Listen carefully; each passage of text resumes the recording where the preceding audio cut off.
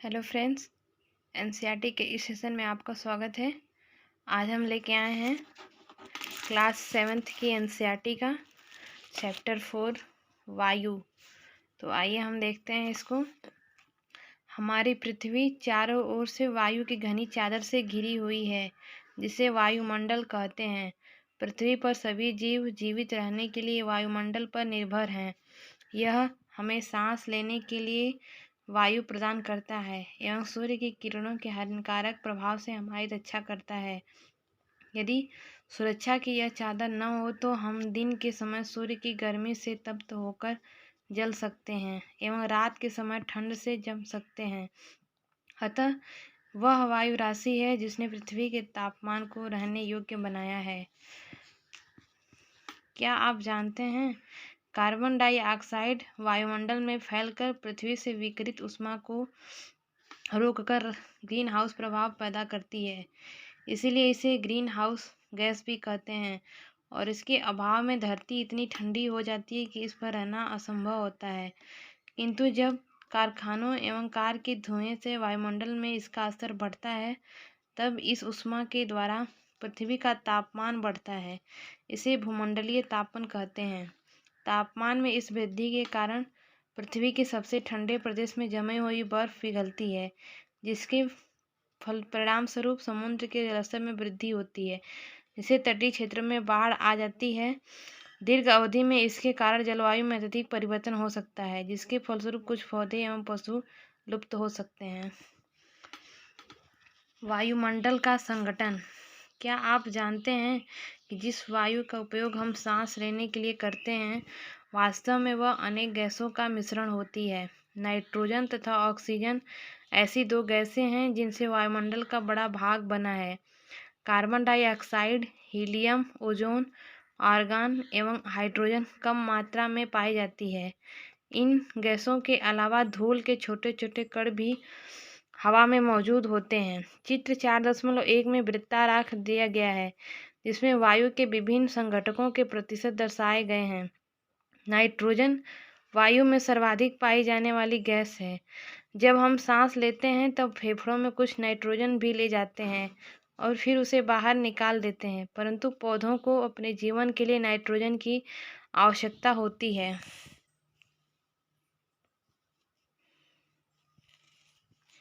वे सीधे वायु से नाइट्रोजन नहीं ले पाते हैं। मृदा अथवा कुछ पौधों की जड़ों में रहने वाले जीवाणु वायु से नाइट्रोजन लेकर इसका स्वरूप बदल देते हैं, जिससे पौधे इसका प्रयोग कर सके। ऑक्सीजन वायु में प्रचुरता से मिलने वाली दूसरी गैस है। मनुष्य तथा पशु सांस लेने में वायु से ऑक्सीजन प्राप्त करते हैं। हरे पादप प्रकाश संश्लेषण द्वारा ऑक्सीजन उत्पन्न करते हैं। इस प्रकार वायु में ऑक्सीजन की मात्रा समान बनी रहती है। यदि हम वृक्ष काटते हैं तो यह संतुलन बिगड़ जाता है। कार्बन डाइऑक्साइड अन्य महत्वपूर्ण गैसें हैं। हरे पादप अपने भोजन के रूप में कार्बन डाइऑक्साइड का प्रयोग करते हैं और ऑक्सीजन वापस देते हैं। मनुष्य और पशु कार्बन डाइऑक्साइड बाहर निकालते हैं। मनुष्यों तथा पशुओं द्वारा बाहर छोड़ी जाने वाली कार्बन डाइऑक्साइड की मात्रा पादपों द्वारा प्रयोग की जाने वाली गैस के बराबर होती है, जिससे यह संतुलन बना रहता है। परंतु यह संतुलन कोयला तथा खनिज तेल आदि ईंधनों के जलाने से गड़बड़ा जाता है। ये वायुमंडल में प्रतिवर्ष करोड़ों टन कार्बन डाइऑक्साइड की बढ़ोतरी करते हैं। परिणाम स्वरूप कार्बन डाइऑक्साइड का बढ़ा हुआ आयतन पृथ्वी पर मौसम तथा जलवायु को प्रभावित करता है। क्या आप जानते हैं, जब वायु गर्म होती है तो फैलती है और हल्की होकर ऊपर उठती है। ठंडी वायु सघन और भारी होती है, इसीलिए इसमें नीचे रहने की प्रवृत्ति होती है। गर्म वायु के ऊपर उठने पर आसपास के क्षेत्रों से ठंडी वायु रिक्त स्थान को भरने के लिए वहां आ जाती हैं। इस प्रकार वायु चक्र चलता रहता है। नेक्स्ट है हमारा वायुमंडल की संरचना। हमारा वायुमंडल 5 परतों में विभाजित है, जो पृथ्वी की सतह से आरंभ होती है। ये है क्षोभ मंडल, समताप मंडल, मध्य मंडल, वायुमंडल एवं बहिर्मंडल। पहला है क्षोभ मंडल।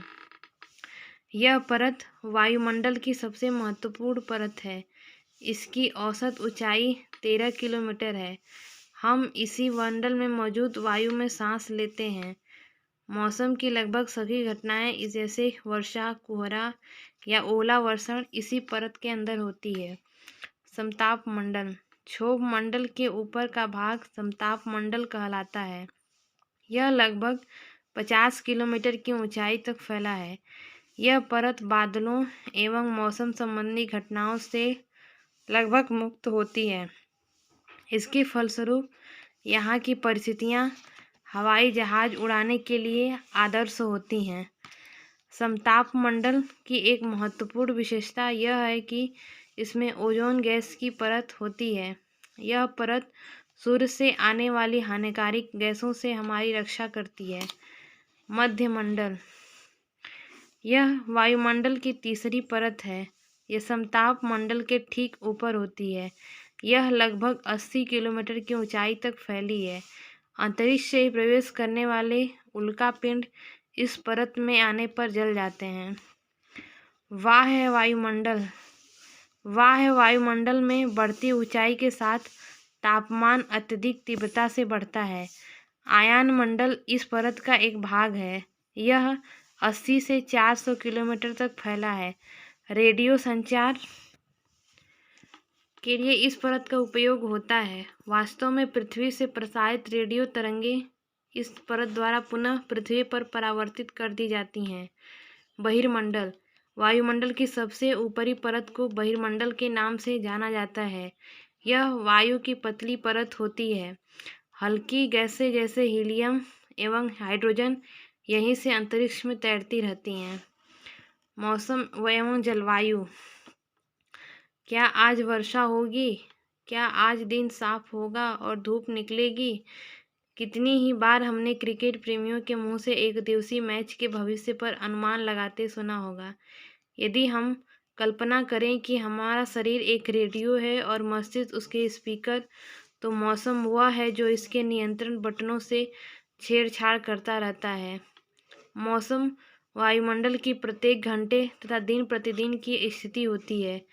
आर्द्र एवं गर्म मौसम किसी को भी चिड़चिड़ा बना सकता है।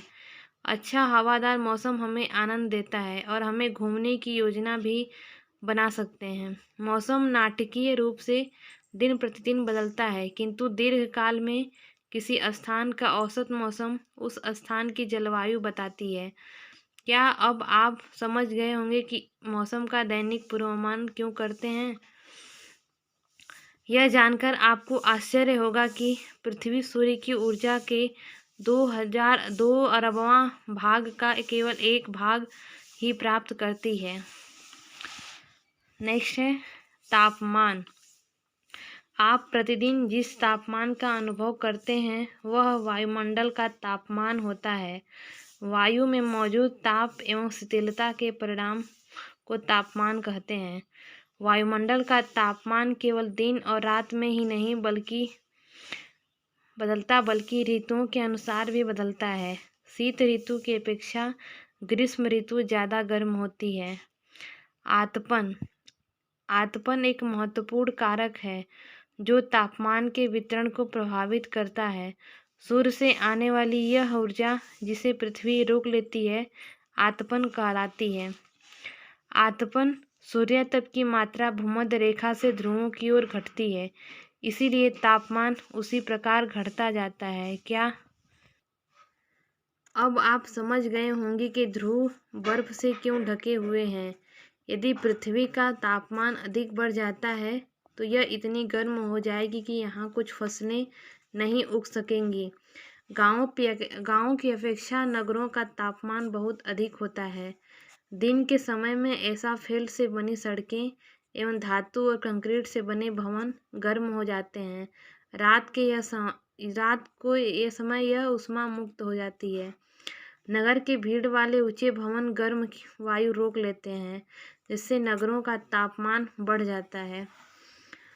तापमान को मापने की मानक इकाई डिग्री सेल्सियस है। इसका आविष्कार एंडर्स सेल्सियस ने किया था।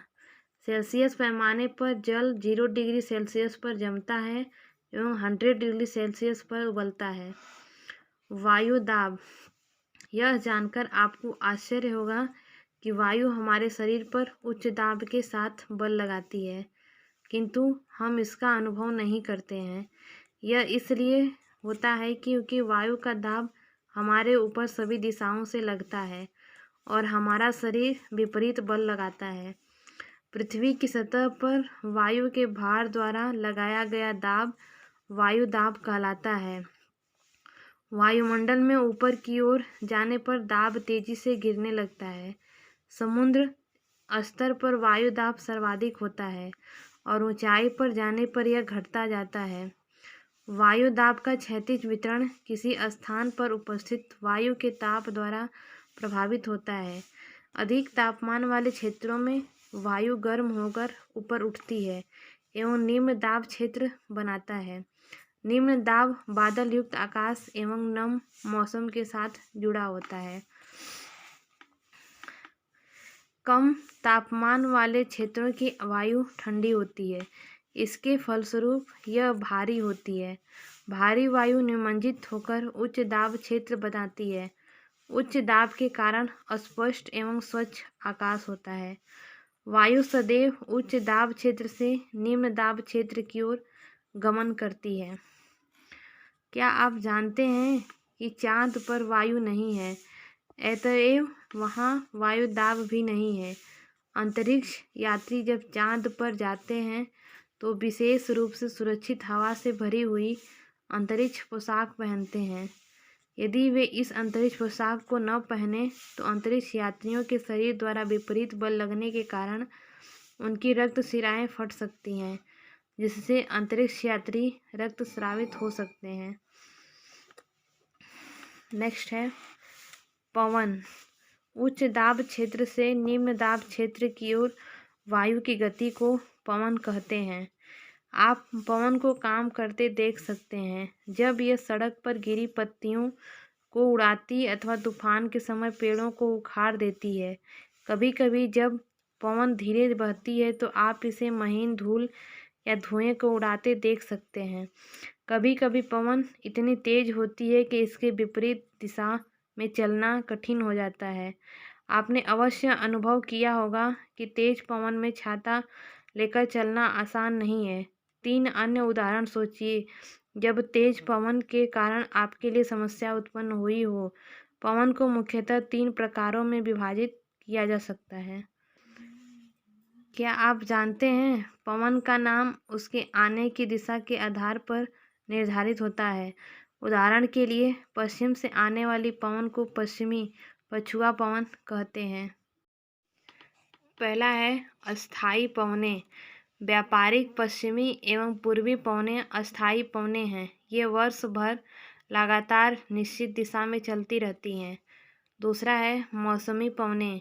ये पवनें विभिन्न ऋतुओं में अपनी दिशा बदलती रहती है। उदाहरण के लिए भारत में मानसूनी पवनें। स्थानीय पवनें। ये पवनें किसी छोटे क्षेत्र में वर्ष या दिन के किसी विशेष समय में चलती हैं। उदाहरण के लिए स्थल एवं समुद्री समीर। क्या आपको भारत के उत्तरी क्षेत्र की गर्म एवं शुष्क स्थानीय पवन याद है? इसे लू कहते हैं। चक्रवात। प्राकृतिक आवेश। भारत के पूर्वी समुद्री तट पर स्थित उड़ीसा में बंगाल की खाड़ी से उठने वाले चक्रवातों का खतरा बना रहता है। 17 से 18 अक्टूबर 1999 को राज्य के 5 जिलों में चक्रवात आया। 29 अक्टूबर 1999 को एक अन्य महाचक्रवात आया जिसने राज्य के एक बड़े भाग में तबाही मचाई। मुख्यतः पवन का वेग, वर्षा तथा ज्वारीय प्रतिकर्षों से हानियां हुई। 260 किलोमीटर प्रति घंटे तक के वेग वाली पवन 36 घंटे से भी ज़्यादा समय तक चलती रही।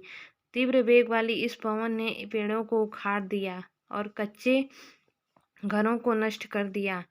अनेक औद्योगिक भवनों तथा अन्य घरों की छतें भी उड़ गईं। विद्युत आपूर्ति एवं टेलीफोन लाइनें पूरी तरह से कट गईं। चक्रवात के फलस्वरूप लगातार 3 दिनों तक भारी वर्षा होती रही। इस वर्षा के कारण ओडिशा की प्रमुख नदियों में बाढ़ आ गई। चक्रवाती पवनों के कारण उठी ज्वारीय तरंगें स्थल पर 20 किलोमीटर तक आ गई और फलस्वरूप तटीय क्षेत्रों में भयानक तबाही हुई। अचानक 7 से 10 मीटर ऊंची ज्वारी तरंगें आ गईं, जिसके कारण तैयार खड़ी धान की फसल पूरी तरह नष्ट हो गई। 25 अक्टूबर 1999 को पूर्वी पोर्ट ब्लेयर के निकट थाईलैंड की खाड़ी में अपदाब के कारण यह चक्रवात उत्पन्न हुआ और धीरे धीरे उत्तर पश्चिमी दिशा में बढ़ा। गहन होकर इसने महाचक्रवात का रूप धारण कर लिया और 29 अक्टूबर को सुबह 10:30 बजे ओडिशा के इरिसामा एवं बालीकुडा के बीच के क्षेत्रों को प्रभावित किया। इस महाचक्रवात ने भुवनेश्वर, कटक और 28 तटीय नगरों सहित उड़ीसा के पूरे तट को बर्बाद कर दिया। इससे लगभग 130 लाख लोग प्रभावित हुए। बहुत बड़ी संख्या में पशुओं की मौत हो गई। धान, सब्जियों एवं फलों की खड़ी फसलों का भारी नुकसान हुआ। ज्वारीय प्रतिकर्ष से उत्पन्न हुई लवणता के कारण कृषि योग्य विशाल भूक्षेत्र अनुपजाऊ हो गए। सागवान एवं बांस के बागान वाले विशाल भूक्षेत्र नष्ट हो गए। पारादीप एवं कोड़ार के बीच स्थित मैंग्रोव के जंगल लुप्त ही हो गए। नेक्स्ट है हमारा आर्द्रता। जब जल पृथ्वी एवं विभिन्न जलाशयों से वाष्पित होता है तो यह जलवाष्प बन जाता है। वायु में किसी भी समय जलवाष्प की मात्रा को आर्द्रता कहते हैं। जब वायु में जलवाष्प की मात्रा अत्यधिक होती है तो उसे हम आर्द्र दिन कहते हैं। जैसे जैसे वायु गर्म होती जाती है, इसकी जलवाष्प धारण करने की क्षमता बढ़ती जाती है और इस प्रकार यह और अधिक आर्द्र हो जाती है। आर्द्र दिन में कपड़े सूखने में काफ़ी समय लगता है। यह हमारे शरीर से पसीना आसानी से नहीं सूखता और हम असहज महसूस करते हैं। जब जलवाष्प ऊपर उठता है तो ठंडा होना शुरू हो जाता है। जलवाष्प संघनित होकर ठंडा होकर जल की बूंदें बनाते हैं।